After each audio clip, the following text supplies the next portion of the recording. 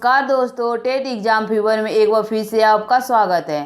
Friends, इस video में हम लोग डिस्कस करने वाले हैं हिस्ट्री के 142 MCQ। तो फ्रेंड्स, यदि आपको वीडियो पसंद आती है तो प्लीज़ ज़्यादा से ज़्यादा लाइक शेयर और सब्सक्राइब कीजिएगा। तो चलिए वीडियो शुरू करते हैं। फ्रेंड, हम लोगों ने कल 60 क्वेश्चन किए थे। आगे के जो भी क्वेश्चन हैं इस वीडियो में देखेंगे। तो चलिए देखते हैं। 61वां क्वेश्चन है, कोलार सोने की खान किस राज्य में स्थित है? तो फ्रेंड्स, इसका उत्तर हो जाएगा कोलार सोने की खान कर्नाटक राज्य में स्थित है। ओके, चलिए अगला प्रश्न देखते हैं। अगला प्रश्न है, डिगबोई तेल क्षेत्र किस राज्य में स्थित है? तो फ्रेंड्स, इसका उत्तर हो जाएगा डिगबोई तेल क्षेत्र असम राज्य में स्थित है। ओके, चलिए अगला प्रश्न देखते हैं। अगला प्रश्न है, नरौरा परमाणु ऊर्जा केंद्र किस राज्य में स्थित है? तो फ्रेंड्स, इसका उत्तर हो जाएगा नरौरा परमाणु ऊर्जा केंद्र उत्तर प्रदेश राज्य में स्थित है। फ्रेंड्स, ये प्रश्न एग्जाम की दृष्टि से महत्वपूर्ण है, तो इसको आप लोग ध्यान में रखिएगा। चलिए अगला प्रश्न देखते हैं। अगला प्रश्न है, बेलाडीला लौह अयस्क क्षेत्र कहाँ स्थित है? तो फ्रेंड्स, इसका उत्तर हो जाएगा बेलाडीला लौह अयस्क क्षेत्र मध्य प्रदेश में स्थित है। ओके, चलिए अगला प्रश्न देखते हैं। अगला प्रश्न है, एक बड़ा जल विद्युत शक्ति केंद्र। तो फ्रेंड्स, इसका उत्तर हो जाएगा शीघ्र और सरलता से उत्पन्न किया जा सकता है।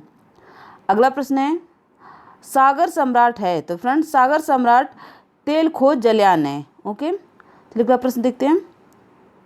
अगला प्रश्न है, निम्न में से कौन सा खनिज तेल क्षेत्र नहीं है? तो फ्रेंड्स, इसका उत्तर हो जाएगा रानीगंज। ओके, चलिए अगला प्रश्न देखते हैं।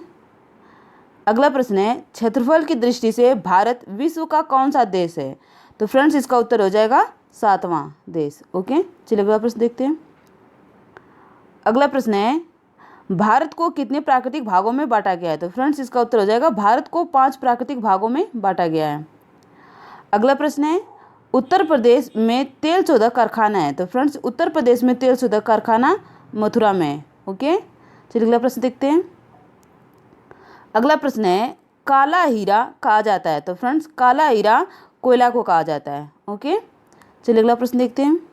अगला प्रश्न है, जल संसाधनों में भारत का विश्व में स्थान है? तो फ्रेंड्स, इसका उत्तर हो जाएगा जल संसाधनों में भारत का 3रा स्थान है विश्व में। ओके, चलिए अगला प्रश्न देखते हैं। अगला प्रश्न है, रिहंद-बाद योजना स्थित है? तो फ्रेंड्स, इसका उत्तर हो जाएगा रिहंद-बाद योजना उत्तर प्रदेश में स्थित है। ओके, तो फ्रेंड्स, इसको आप लोग ध्यान में रखिएगा, परीक्षा की दृष्टि से महत्वपूर्ण प्रश्न है। चलिए अगला प्रश्न देखते हैं। अगला प्रश्न है, भारत किस शक्ति के साधन सबसे अधिक आयात करता है? तो फ्रेंड्स, इसका उत्तर हो जाएगा खनिज तेल। ओके, चलिए अगला प्रश्न देखते हैं। अगला प्रश्न है, शक्ति का नया साधन जिस पर वैज्ञानिक खोज कर रहे हैं? तो फ्रेंड्स, इसका उत्तर हो जाएगा सौर शक्ति। ओके, अगला प्रश्न है, भारत में तेल व प्राकृतिक गैस आयोग की स्थापना किस वर्ष में की गई? तो फ्रेंड्स, इसका उत्तर हो जाएगा 1956 में। ओके, चलिए अगला प्रश्न देखते हैं। अगला प्रश्न है, भारत में प्रथम सौर ऊर्जा बिजली घर बनाया गया है? तो फ्रेंड्स, इसका उत्तर हो जाएगा लद्दाख में। ओके, चलिए अगला प्रश्न देखते हैं।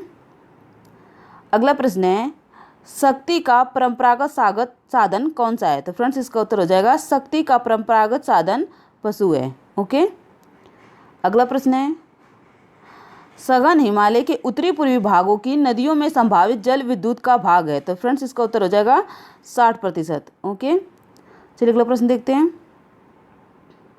अगला प्रश्न है, कोलार किस प्रदेश में है? तो फ्रेंड्स, इसका उत्तर हो जाएगा कोलार कर्नाटक में है। ओके, अगला प्रश्न है, भारत का सब्जियों के उत्पादन में स्थान है? तो फ्रेंड्स, इसका उत्तर हो जाएगा भारत का सब्जियों जो उत्पादन में स्थान है 2य स्थान है। ओके, अगला प्रश्न है, कर्नाटक का शिव समुद्रम पन बिजली घर कब प्रारंभ हुआ था? तो फ्रेंड्स, इसका उत्तर हो जाएगा 1902 ईस्वी में। ओके, अगला प्रश्न है, रेलवे तथा बैंक की सूची में आते हैं? तो फ्रेंड्स, इसका उत्तर है रेलवे तथा बैंक केंद्र सूची में आते हैं। ओके, अगला प्रश्न है, खेती तथा सिंचाई किस सूची के विषय हैं? तो फ्रेंड्स, इसका उत्तर हो जाएगा राज्य सूची के। ओके, अगला प्रश्न है, शिक्षा एवं पुस्तकें किस सूची में हैं? तो फ्रेंड्स, इसका उत्तर हो जाएगा समवर्ती सूची में। फ्रेंड्स, इसको आप लोग ध्यान में रखिएगा, परीक्षा की दृष्टि से महत्वपूर्ण प्रश्न है। तो चलिए देखते हैं अगला प्रश्न। अगला प्रश्न है, वर्तमान लोकसभा में निर्वाचित सदस्यों की संख्या है? तो फ्रेंड्स, इसका उत्तर है वर्तमान लोकसभा में निर्वाचित सदस्यों की संख्या 543 है। ओके, चलिए अगला प्रश्न देखते हैं। अगला प्रश्न है राज्यसभा के सदस्यों का कार्यकाल होता है। तो फ्रेंड्स राज्यसभा के सदस्यों का कार्यकाल 6 वर्ष का होता है। ओके। अगला प्रश्न है कोई भी विधेयक कानून नहीं बन सकता। तो फ्रेंड्स इसका उत्तर हो जाएगा कोई भी विधेयक कानून तब तक नहीं बन सकता जब तक उस पर राष्ट्रपति की मुहर ना लगे। ओके, चलिए अगला प्रश्न देखते हैं। अगला प्रश्न है राष्ट्रपति का चुनाव कितने वर्ष के लिए होता है। तो फ्रेंड्स इसका उत्तर हो जाएगा राष्ट्रपति का चुनाव 5 वर्ष के लिए होता है। ओके। अगला प्रश्न है जनपद स्तर पर कितने प्रकार के न्यायालय होते हैं। तो फ्रेंड्स इसका उत्तर हो जाएगा जनपद स्तर पर 3 प्रकार के न्यायालय होते हैं। ओके। अगला प्रश्न है राज्य के उच्च न्यायालय के विरुद्ध अपील कहाँ की जा सकती है। तो फ्रेंड्स इसका उत्तर हो जाएगा राज्य के उच्च न्यायालय के विरुद्ध अपील उच्चतम न्यायालय में की जा सकती है। ओके। अगला प्रश्न है उच्चतम न्यायालय के न्यायाधीश का कार्यकाल कितनी आयु तक होता है। तो फ्रेंड्स इसका उत्तर हो जाएगा 65 वर्ष। ओके। अगला प्रश्न है उत्तर प्रदेश में उच्च न्यायालय स्थित है। तो फ्रेंड्स उत्तर प्रदेश में उच्च न्यायालय इलाहाबाद में स्थित है। ओके, चलिए अगला प्रश्न देखते हैं। अगला प्रश्न है सर्वोच्च न्यायालय के न्यायाधीशों की नियुक्ति करता है। तो फ्रेंड्स इसका उत्तर हो जाएगा सर्वोच्च न्यायालय के न्यायाधीशों की नियुक्ति राष्ट्रपति करता है। ओके, तो फ्रेंड्स इसको आप लोग ध्यान में रखिएगा, परीक्षा की दृष्टि से महत्वपूर्ण प्रश्न है। चलिए अगला प्रश्न देखते हैं। अगला प्रश्न है भारत में उच्च न्यायालयों की संख्या है। तो फ्रेंड्स इसका उत्तर हो जाएगा भारत में वर्तमान में उच्च न्यायालयों की संख्या 25 है। ओके, तो इसको आप लोग ध्यान में रखिएगा। अगला प्रश्न है जनहित याचिका को अदालत में दायर कर सकता है। तो फ्रेंड्स इसका उत्तर है जनहित याचिका को अदालत में पीड़ित पक्ष दायर कर सकता है, कोई भी नागरिक कर सकता है, स्वयं न्यायालय कर सकता है। तो इसका उत्तर हो जाएगा उक्त सभी। ओके, चलिए अगला प्रश्न देखते हैं। अगला प्रश्न है निम्नलिखित में से कौन एक प्रत्यक्ष कर है। तो फ्रेंड्स इसका उत्तर हो जाएगा आयकर। ओके। अगला प्रश्न है निम्न में से कौन सा प्रत्यक्ष कर है। तो फ्रेंड्स इसका उत्तर हो जाएगा धन कर। ओके, चलिए अगला प्रश्न देखते हैं। अगला प्रश्न है निम्न में से कौन सा अप्रत्यक्ष कर नहीं है। तो फ्रेंड्स इसका उत्तर हो जाएगा आयकर। ओके। अगला प्रश्न है कौन सा कर केंद्रीय सरकार की आय का स्रोत नहीं है। तो फ्रेंड्स इसका उत्तर हो जाएगा व्यापार कर। ओके, चलिए अगला प्रश्न देखते हैं। अगला प्रश्न है कौन सा कर केंद्रीय सरकार द्वारा नहीं लगाया जाता है। तो फ्रेंड्स इसका उत्तर हो जाएगा कृषि आयकर। ओके। अगला प्रश्न है निम्नलिखित में से किस कर को केंद्रीय सरकार नहीं लगाती है। तो फ्रेंड्स इसका उत्तर हो जाएगा मनोरंजन कर को केंद्रीय सरकार नहीं लगाती है इस कर को। ओके, चलिए अगला प्रश्न देखते हैं। अगला प्रश्न है कौन सा कर किसी अन्य पर हस्तांतरित नहीं किया जा सकता है। तो फ्रेंड्स इसका उत्तर होगा आयकर को किसी अन्य पर हस्तांतरित नहीं किया जा सकता है।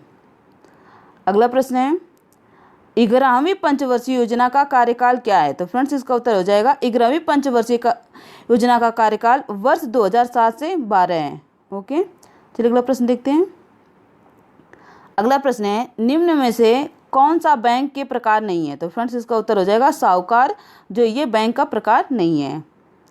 अगला प्रश्न है भारतीय रिजर्व बैंक के कार्य कौन से हैं। तो फ्रेंड्स भारतीय रिजर्व बैंक के कार्य हैं नोट का निर्गमन कार्य, सरकार का बैंक, विनिमय दर को स्थिर रखना। तो फ्रेंड्स इसका उत्तर हो जाएगा उपयुक्त सभी। चलिए अगला प्रश्न देखते हैं। अगला प्रश्न है भूमि विकास बैंक ऋण देता है। तो फ्रेंड्स इसका उत्तर हो जाएगा दीर्घकालीन। ओके। अगला प्रश्न है प्रारंभ में कितने व्यापारिक बैंकों का राष्ट्रीयकरण किया गया। तो फ्रेंड्स इसका उत्तर हो जाएगा 14 बैंकों का। ओके, चलिए अगला प्रश्न देखते हैं। अगला प्रश्न है 6 बैंकों का राष्ट्रीयकरण कब किया गया। तो फ्रेंड्स इसका उत्तर हो जाएगा 1980 ईस्वी में। ओके, चलिए अगला प्रश्न देखते हैं। अगला प्रश्न है 1 रुपये का नोट कौन निर्गमित करता है। तो फ्रेंड्स 1 रुपये का नोट भारत सरकार द्वारा निर्गमित किया जाता है। ओके, चलिए अगला प्रश्न देखते हैं। अगला प्रश्न है व्यापार कर लगाया जाता है। तो फ्रेंड्स व्यापार कर राज्य सरकार द्वारा लगाया जाता है। ओके, चलिए अगला प्रश्न देखते हैं। अगला प्रश्न है सीमा शुल्क लगाया जाता है। तो फ्रेंड्स सीमा शुल्क केंद्रीय सरकार द्वारा लगाया जाता है। ओके। अगला प्रश्न है निम्न में से कौन सा कर राज्य सरकार द्वारा लगाया जाता है। तो फ्रेंड्स इसका उत्तर हो जाएगा निम्न में से मनोरंजन कर राज्य सरकार द्वारा लगाया जाता है। अगला प्रश्न है कौन सा कर राज्य सरकार की आय का स्रोत नहीं है। तो फ्रेंड्स इसका उत्तर हो जाएगा निगम कर। ओके, फ्रेंड आज के लिए बस इतना ही, बाकी के जो क्वेश्चन है उसको हम लोग नेक्स्ट वीडियो में करेंगे। तो फ्रेंड्स यदि आपको ये वीडियो पसंद आती है तो प्लीज़ ज़्यादा से ज़्यादा लाइक शेयर और सब्सक्राइब कीजिएगा। धन्यवाद।